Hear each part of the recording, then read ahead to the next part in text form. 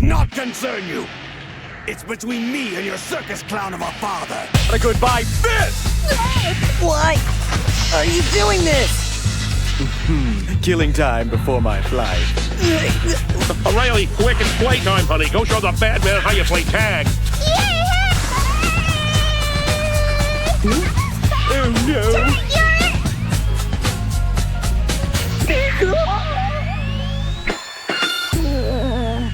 Yeah, that was a good one. Brian the Boy.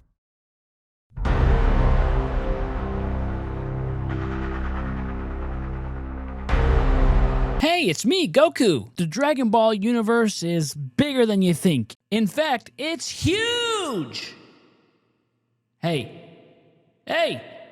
I'm down here.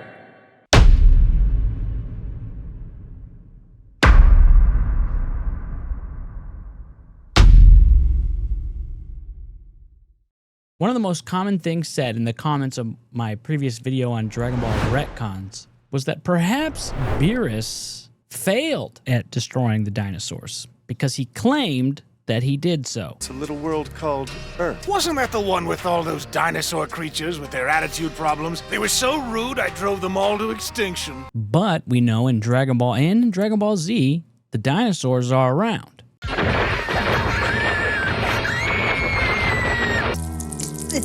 I want to go home.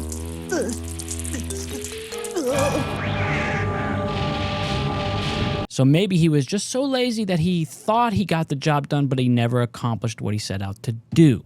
And people gave a theory. Maybe perhaps it was Arale all along from Dr. Slump who actually stopped the asteroid from killing the dinosaurs.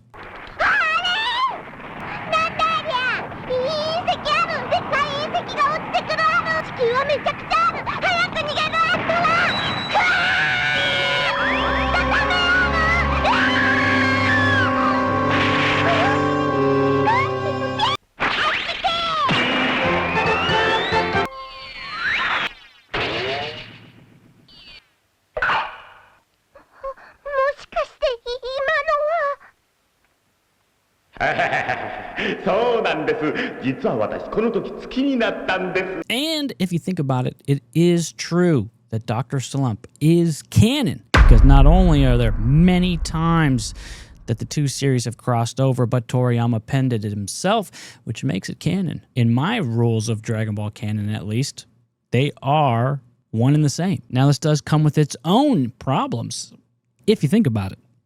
If we're just to focus on Dr. Slump being Dragon Ball canon, and that means that in canon, Arale not only stopped that asteroid with her buddies, but when she headbutted it back into space, it became Earth's moon. And so if Arale created Earth's moon, that means she also created the ability for Goku, once coming to Earth, to turn into the big old monkey.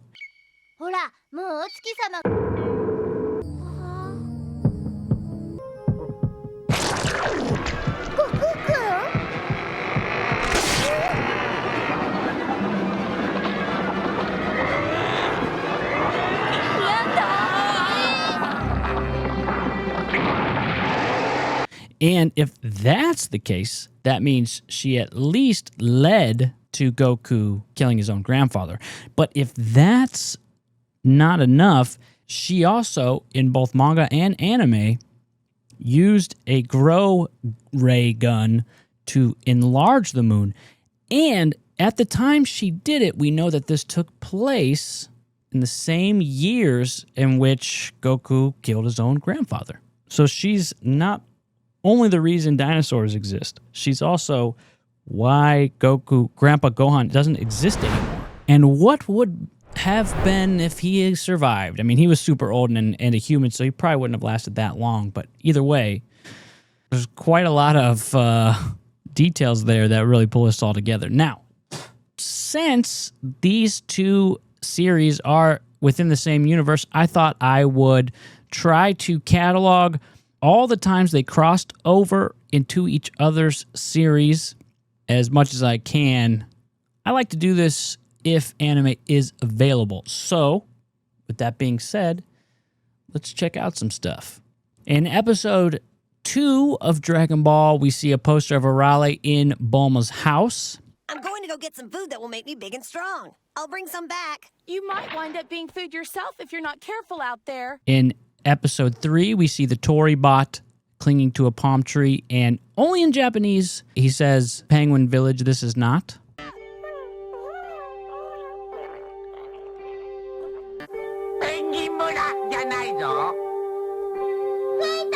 In episode 16, Arale is seen in an aerobics show that Master Roshi's watching. Of course, he is. And these are just some early gags to hint at the crossovers that are upcoming.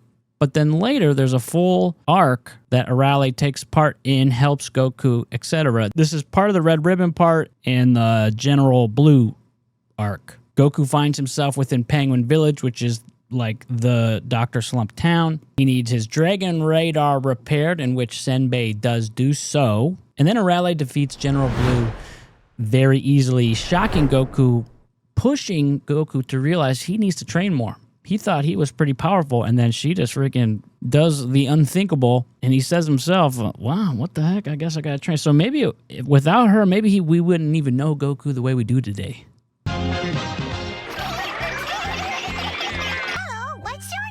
I'm called Goku.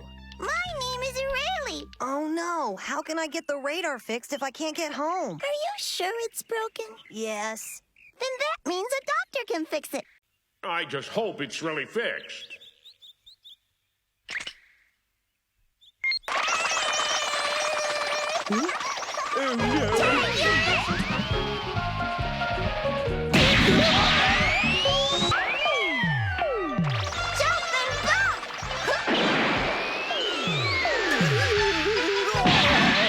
You're one of the strongest people I've ever met. I thought I was strong. I never knew there was so much I can't do. I guess I need to start training harder. And these same events are remade later when Dr. Slump was remade in 1997. And if you've ever seen this 1997 remake of Dr. Slump, it's such a weird thing because it's, remaking Dragon Ball. But 97, even though that's so long ago now, it was after Dragon Ball Z was made. And so the animation style is better, but it's Dragon Ball, which Dragon Ball's animation is worse.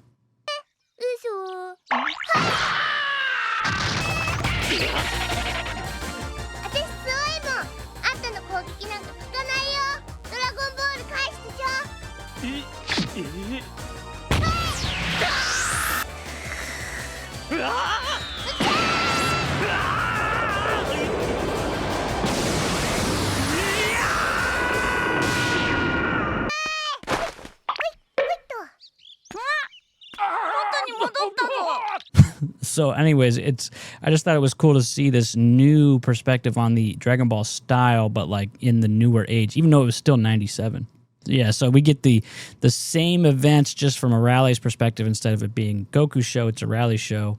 But that's like the most of the actual canon side of things. Because as we know, even though a lot of stuff happens in Dragon Ball Z movies, it's not really always canon. And then in the film Mystical Adventure, which is a Dragon Ball movie, Arale helps Goku defeat General Tao. How you managed to survive my Dodong Ray. Destroy you.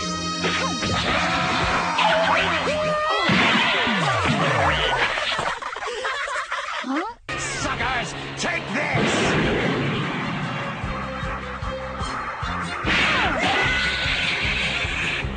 Barbecue kids! Which, again, not canon, but cool. And then in Tree of Might and in Lord Slug, there's a Arale poster on the wall in Gohan's room. And in the legendary Super Saiyan movie, the Broly movie, Master Roshi is seen wearing an Arale mask. How's this, baby?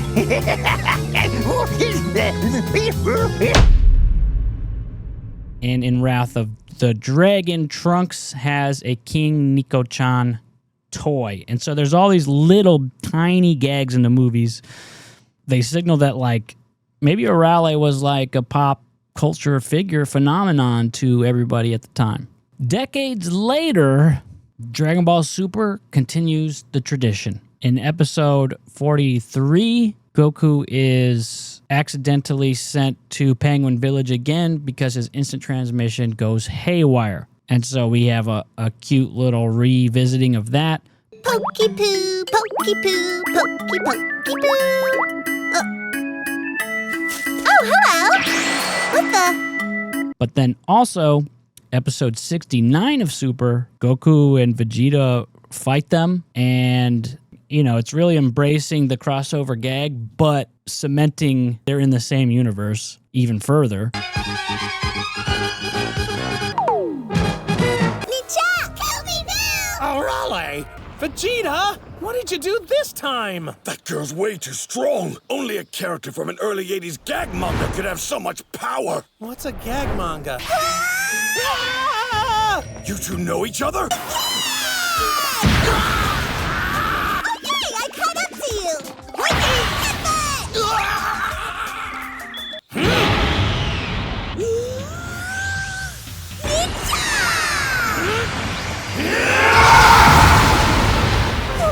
that! Wait, that was fun! Why don't we do it again? Doc, you know, you should try to be more careful in the future. I am never fighting someone from an 80s gag manga again.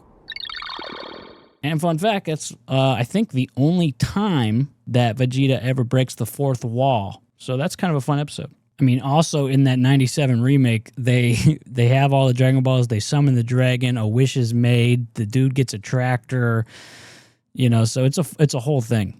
But let me know in the comments if you knew anything about Dr. Slump prior to this. If you did, congratulations. But I haven't known about it for most of the time that I've known about Dragon Ball, which is most of my life, which is tragic because for whatever reason, Dr. Slump got shunned or whatever. They never did a dub. They never brought it over. They never tried to give it that same sort of hype that they gave every other anime that's been dubbed. It's a fun show, so I don't know why they didn't bring it over and hype it up like they did everything else. Beats me. Now, otherwise, there are a handful of other references and callbacks and things like that to other Toriyama properties. You'll see characters from Dr. Slump and even some of Toriyama's lesser known work, characters from like his first one-shot Tomato Girl, whatever it's called. These characters will just be in the audience of world tournaments and things like that. So if this is interesting, make sure you press like. Don't forget to press the hype button if you're on mobile. Subscribe and also do dabs now because apparently Kim Kardashian brought it back, so bye. Brian the Boy.